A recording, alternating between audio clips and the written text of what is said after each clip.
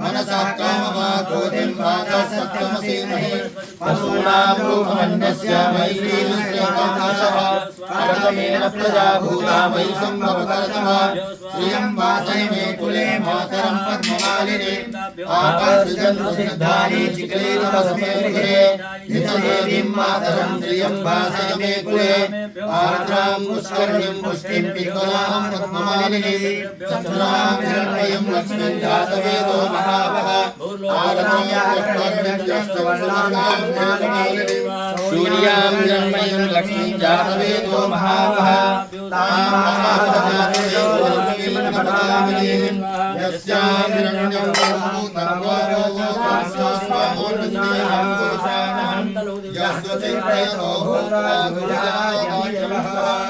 सूक्तं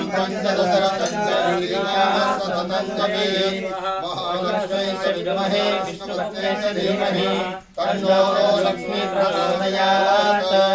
ॐ हिरण्यवर्णाभरणीं सुवर्णरजतस्वजां चन्द्रां हिरण्मयीं लक्ष्मीं जातवेदो महावः तां महाजातवेदो लक्ष्मीमनप्रकारिणीं यस्यां हिरण्यं विन्देयं कामस्सं पुरुषाणः अश्वपूर्वां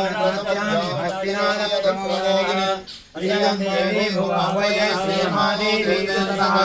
कांसोस्मितां हिरण्यप्राकारां मात्राचरन्तीं तृप्तां तर्पयन्ति पद्मे स्थितां पद्मवर्णां तामिहोपह्वये